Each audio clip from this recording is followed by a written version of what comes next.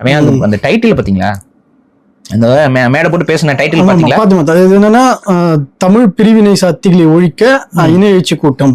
பாத்துக்கோங்க, முதல்ல தமிழ் தமிழ் அப்படின்னு சொன்னா பிரிவினை சக்தியா? இப்ப நீ ஒரு இனம் என்ன இனம்? இதுக்கு பதில் சொல்லு. நீ என்ன இனத்தை நீ சொல்ற? அந்த இனத்துக்கு தெலுங்கினம்னு சொல்ற. தெலுங்கினம்ங்கும் போது உனக்கு என்ன, அது பிரிவினை இல்ல. அப்ப தெலுங்கர்னு சொன்னா பிரிவினை கிடையாது, தமிழர்னு சொன்னா பிரிவினைன்னா நீ யாரா? முதல்ல இதெல்லாம் தமிழக அரசு என்ன பண்ணிட்டு இருக்குன்னு தெரியல, தமிழக காவல்துறை என்ன பண்ணிட்டு இருக்குன்னு தெரியல. அப்படியே விளக்கணை ஊத்திக்கிட்டு யாராவது தமிழ் தேசியவாதிகள் ஏதாவது பேசுவாங்களா, தவறுவாங்களான்னு பாத்துக்கிட்டு இதுதான் எங்க பிரச்சனை. இந்த தெலுங்கு அரசுகள் இன்னைக்கு அதிகாரத்தில் இருப்பதுதான் தமிழர்களுக்கு பிரச்சனை. ஆனா அந்த திமிர்ல தான் இவங்க ஆடுறாங்க. இப்ப இந்த ஆட்டம் எதனால வருது? இது மாதிரி தமிழ் தேசியவாதிகளால் பேச முடியாது, பேச மாட்டாங்க. அந்த மாண்பு நமக்கு ஒண்ணு இருக்கு, அது ஒண்ணு. ரெண்டாவது நம்ம இன்னைக்கும் நம்ம என்ன பாக்குறோம், இங்க இருக்கக்கூடிய பிரச்சனை செய்யாத தமிழர்களோட இணக்கமாக வாழணும்னு நினைக்கக்கூடிய எந்த ஒரு தெலுங்கரையும் நம்ம எதிரியாகவோ இதுவோ பாக்குறதே கிடையாது. இன்ஃபேக்ட் நம்ம அப்படி பாக்குறதே கிடையாது.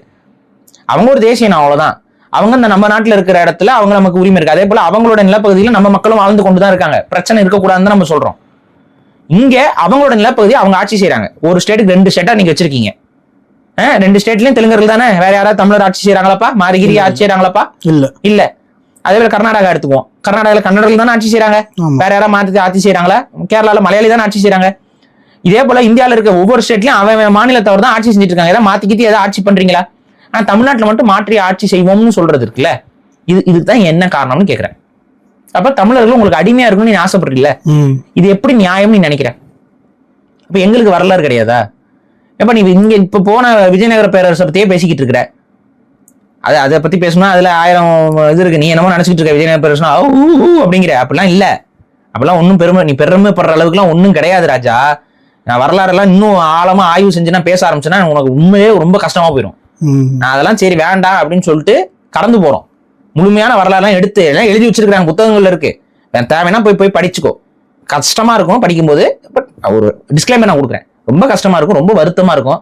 அப்படியே கொஞ்சம் என்னடா இப்படிதான் நம்ம அதிகாரத்துக்கு வந்தோமா அப்படிங்கிறதெல்லாம் கேள்விப்படும் போது ரொம்ப கசப்பா இருக்கும். ஆனா அப்படிதான் வந்திருக்க.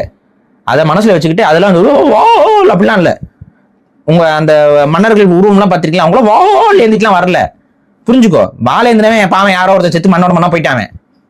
அவங்களை பயன்படுத்தி ஒருத்தவங்க ஆட்சி அதிகாரத்துக்கு வந்திருக்காங்க. அதே மாதிரி நீ இங்கெல்லாம் வாழ ஏந்திட்டு வந்தா நீ செத்து தான் போவ. நீ வாழ ஏந்தும் போது நாங்களாம் புழு பிடிங்கிட்டு போமா? இந்த கேள்வி வரும்ல. நீ வாழ ஏந்தி வரும்போது நாங்க எங்கிட்ட வாழ இல்ல. ராஜா ஒண்ணு புரிஞ்சுக்கோ, தமிழர்கள் வரலாறு எடுத்து பார்க்கும் பொழுது உலக மனிதர்கள் கற்காலத்துல இருக்கும்போது இங்க மெட்டலர்ஜி நடந்துகிட்டு இருந்துச்சுடா, இரும்பு உருக்கிட்டு இருந்தோம். புரியுதா? அப்ப எங்களுக்கு வாள் புதுசு கிடையாது. நீ வாள் எடுத்துட்டு வருவேன்னா நாங்க அது வரைக்கும் புல்லு பிடிங்கிட்டு இருக்க மாட்டோம். அதை மண்ணில ஏத்திக்கோ. பல நாடுகளுக்கு அந்த வாள் உருவாக்கு மேல சட்ட ரீதியான நடவடிக்கை தமிழக அரசு எடுக்கல அப்படின்னா அப்புறம் வேற யாராவது தமிழர்கள் எடுக்க வேண்டிய சூழலுக்கு வந்துரும். அதனால இந்த மாதிரிலாம் பேசிக்கிட்டு தமிழர்களை கொல்லுவேன் குத்துவேன் எல்லாம் பேசிக்கிட்டு இருக்காங்க. அவன் மேல எல்லாம் நடவடிக்கை எடுங்கப்பா, எடுங்க. ஏதாவது கொஞ்ச நாச்சு ஒரு நடுநிலையா நின்னுக்கோங்க. உங்களோட சமூகத்திற்கு மட்டும் அப்படியே இருக்காதீங்க. இப்ப அப்புறம் பேசியிருக்காங்களே, அவன் மேல ஏதாவது வழக்கு பதிவு பண்றீங்களா? குறைஞ்சபட்சம் வழக்கு பதிவு பண்ணீங்களா? இவன் வாழேந்திட்டு இருக்கேன்னு சொல்லும் பொழுது அப்புறம் வாழேந்தி என்ன பண்ணுவான்? டான்ஸ் ஆடுவானா? இந்த ஆட்டம் ஆடுவாங்களே, அந்த மாதிரி துணியை பிடிச்சிட்டு ஆடுவாங்க அவங்க, அது மாதிரி இப்படி ஆடுவான். அவன் என்ன பண்ணுவான்? அவன் வாழேந்திக்கிட்டு சண்டைக்கு தயாராகதான் தெரியல. அவங்ககிட்ட தான் கேட்கணும், வாழேந்தி நீ என்ன பண்ண போற? சரி சண்டைக்கு போடுற கேஸ்லாம் உன் மேல விழுகாதா? எங்க மேலதான் விழுகுமா? உன் மேல விழுகாதா? காப்பாத்திடுவாங்களா உன்ன? என்னடா பேசிக்கிட்டு இருக்க? நீ என்ன நீ கேட்கணும்? இங்க பாருங்க, நாங்க இவ்வளவு நாளா இருக்கிறோம், எங்களை பிரிச்சு பேசாதீங்கன்னு சொல்றீங்கன்னா கூட ஒரு நியாயம் இருக்கு. உன்னை நாங்க பிரிச்சும் பேசல. உனக்கு என்ன பிரச்சனைனா இங்க தமிழர்கள் தமிழ் தேசியம் பேசிட்டு அதிகாரத்துக்கு வந்துருவாங்கன்னு பதறேன். பயம் இருக்கு. எதுக்கு இப்ப தமிழர் அதிகாரத்துக்கு வந்து போட்டு நடிக்க போறோம்? நாங்க அப்படிலாம் நடந்துக்க மாட்டோம்டா. முதல்ல புரிஞ்சுக்கோ. இப்ப சோழர்கள் ஆந்திராவில ஒரு பகுதியை ஆட்சி செஞ்சாங்க. அன்னைக்கு அது ஆந்திரா கிடையாது, அது தமிழகத்தோட எக்ஸ்டென்ஷன் தான். அதுக்கப்புறம் இருக்கவன் தான் அங்க தெலுங்கு மொழியா மாறி போறான், மொழி மாறி போகுது. அப்படி ஆட்சி செய்யும் போது கூட இந்த மொழி தமிழ் மொழி வேண்டாம்னு ஒதுங்கி ஓடினவன கூட தமிழராக இருந்த சோழர்கள் அவங்களை கட்டாயப்படுத்தல. அவங்க மொழிக்கு இலக்கணத்தை தான் வகுத்து கொடுத்தாங்க. சரி அப்படியாப்பா, மொழினா சும்மா பேசிட்டு மட்டும் இருந்தா பத்தாதுப்பா, அதுக்கு ஒரு எழுத்து வடிவம் வேணும், வந்தா வச்சுக்கோ. இப்படிதான் அதை உருவாக்கணும். உனக்கு மொழியை உருவாக்கி கொடுத்தவனே தமிழன் தான். சும்மா அப்படி பேசிட்டு அலையாத அப்படின்னு சொல்லிட்டு அவங்கெல்லாம் தெளிவா கல்வெட்டுல தமிழர்கள் அடிச்சிருக்காங்க. கல்வெட்டு ஆந்திராவில் ஆட்சி செஞ்சாலும் அன்னைக்கு அது ஆந்திரா இல்ல, அன்னைக்கு அது தமிழ்நாட்டு பகுதி தான். அதுக்கப்புறம் நீ ஏதோ ஒரு வெறுப்பை வளர்த்துக்கிட்டு நம்ம தமிழர்னு அடையாளம் பண்ணக்கூடாதுன்னு சொல்லிட்டு நீ என்ன பண்ணிட்ட?